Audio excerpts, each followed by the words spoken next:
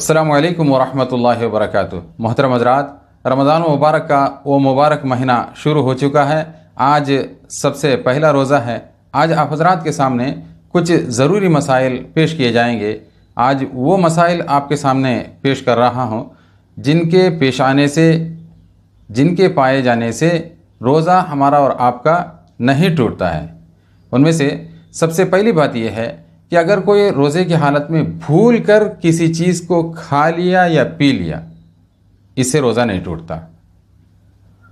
और अगर किसी को रमज़ान मुबारक के अंदर शुगर की वजह से या किसी और वजह से खून को टेस्ट करने की ज़रूरत है, टेस्ट कर सकते हैं, इससे भी रोज़ा नहीं टूटता। और रमज़ान मुबारक में किसी को इंजेक्शन लेने की ज़रूरत पड़ी दर्द से, बुखार के लिए या किसी और बीमारी के लिए, वो इंजेक्शन ले सकता है, इससे भी रोज़ा नहीं टूटता। और ऐसे ही किसी को ग्लूकोज लेने की ज़रूरत है तो वो ले सकता है, इसलिए कि ग्लूकोज डायरेक्ट रगों के ज़रिए से बदन के अंदर जाता है, ये डायरेक्ट पेट में या दिमाग में नहीं जाता, इससे रोज़ा नहीं टूटता है। और रमज़ान के रोज़े की हालत में डायलिसिस करने की अगर किसी की ज़रूरत हो, करा सकते हैं, इससे रोज़ा नहीं टूटता। ऐसे ही किसी को दमे की शिकायत हो और उसको ऑक्सीजन लेने की ज़रूरत है तो ऑक्सीजन ले सकता है, इससे भी रोज़ा नहीं टूटता। बग़ैर इख्तियार के धुआं या कोई मक्खी अचानक रोज़े की हालत में मुंह के अंदर चला जाए तो इससे रोज़ा नहीं टूटता है। खुद ब खुद उल्टी हो गई, इससे भी नहीं रोज़ा टूटता है। और दांत के दर्द की वजह से या किसी और वजह से दांत से खून निकला और खून निकलते उसको थूक दिए, इससे रोज़ा नहीं टूटता। बस इसका ख्याल करें वो खून पेट के अंदर न चला जाए, इससे तो रोज़ा टूट जाएगा। अगर किसी ने जनाबत की हालत में सुबह किया, यानी किसी को गुस्ल की हाजत पेश आई और उसने गुस्ल नहीं किया और सहरी का वक्त हो गया, जल्दी जल्दी उसने सहरी खा लिया और रोज़ा रखा और उसके बाद में उसने गुस्ल कर लिया, तो इससे रोज़े पर असर नहीं पड़ता। लेकिन ऐसा नहीं करना चाहिए। अगर किसी को गुस्ल करने की हाजत हो तो फ़ौरन अपने ज़रूरियात से फारिग होनी चाहिए। इसी तरह चने के दाने से भी छोटी छोटी कोई चीज़ दांत में फंस गई थी तो अचानक ज़बान के लग जाने की वजह से दांत से वो दाना निकलने के बाद में वो पेट के अंदर चला गया, इससे रोज़ा नहीं टूटेगा। हाँ, अलबत्ता चने के दाने के बराबर इतना बड़ा है तो इससे रोज़ा टूट जाएगा।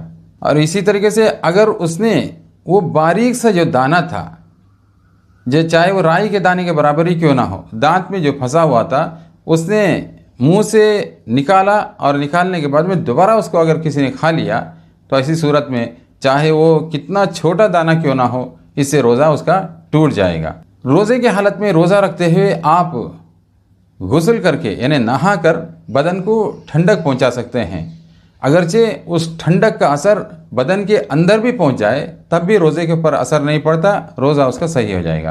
पानी से हमने कुल्ली किया और अच्छी तरीके से कुल्ली करने के बाद में उसके बारीक बारीक रेशे हैं वो मुंह के अंदर थे, थूक के साथ में वो पेट के अंदर चला जाए, इससे रोज़ा नहीं टूटता। ऐसे ही पसीना या आंसू यानी आंखों से निकलने वाला जो आंसू है, इसका कोई ख़तरा मुंह के अंदर चला जाए, इससे भी रोज़ा नहीं टूटता है।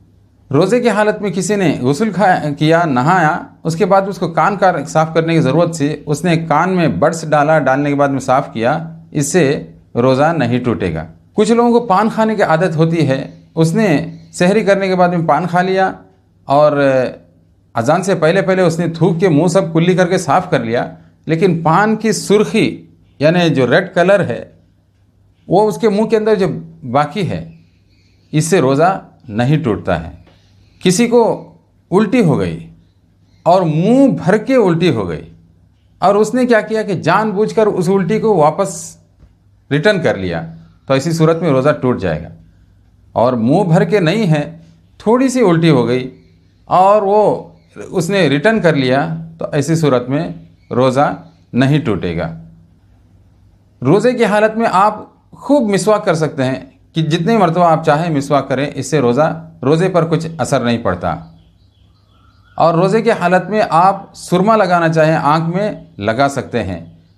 और इसी तरीके से किसी को आँख में कोई शिकायत है, तकलीफ़ है और उसको ड्रॉप्स डालने की ज़रूरत है तो रोज़े की हालत में वो ड्रॉप डाल सकता है। फूल की खुशबू है या इतर की खुशबू है, इसको आप रोज़े की हालत में सूंघ सकते हैं, इससे रोज़े पर कुछ असर नहीं पड़ता। और ऐसे ही रोज़े की हालत में किसी को शदीद बुखार आ गई या बदन में किसी जगह पर दर्द है, उसको टाइगर बाम लगाने की ज़रूरत है, ये विक्स पेशानी पे, गले में, सीने पे वगैरह लगाने की ज़रूरत है, तो खूब आप मल सकते हैं। अलबत्ता इसका ख्याल करें कि डायरेक्ट नाक पर अप्लाई नहीं करना है, नाक से सूंघना नहीं है। पेशानी में लगाने की वजह से, सीने में लगाने की वजह से उसकी खुशबू अगरचे नाक में पहुँचे तब भी ऐसा है कि रोज़े पर कुछ असर नहीं पड़ेगा, रोज़ा उसका सही हो जाएगा। रोज़े की हालत में आपको सर में तेल मलने की अगर ज़रूरत पड़े तो आप सर पे तेल डाल सकते हैं, बदन पर भी तेल मल सकते हैं। और ऐसे ही रोज़े की हालत में गुस्ल करते हुए अचानक बग़ैर किसी इरादे के कान के अंदर पानी चला जाए तो इससे रोज़ा नहीं टूटेगा।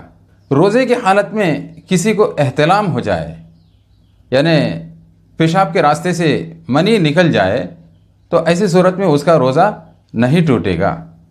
बदनज़री करने की वजह से इंजाल हो गया या मज़ी निकल गया तो ऐसी सूरत में रोज़ा नहीं टूटता। पेशाब के ख़तरे से थोड़े से मोटे ख़तरे होते हैं, उसको मज़ी कहते हैं, और शिद्दत के साथ में, जोश के साथ में पेशाब की जगह से जो ख़तरे निकलते हैं तो उसको मनी कहते हैं। लिहाजा चाहे वो मज़ी हो या मनी हो, दोनों के निकलने की वजह से रोज़े के ऊपर कोई असर नहीं पड़ता, रोज़ा उसका बाकी रहेगा। हजरात, आज जो मसाइल आप हजरात के सामने पेश किए गए हैं, ये वो मसाइल हैं जिनके पेश आने से रोज़ा नहीं टूटता है। दुआ करें कि अल्लाह तबारक व तआला इन मसाइल की रियायत रखते हुए अपने रोज़ों को कामिल और मुकम्मल करने की तौफीक इनायत फरमाए। आमीन या रब्बल आलमीन। व आखिर दावाना अनिल हम्दुलिल्लाहि रब्बिल आलमीन।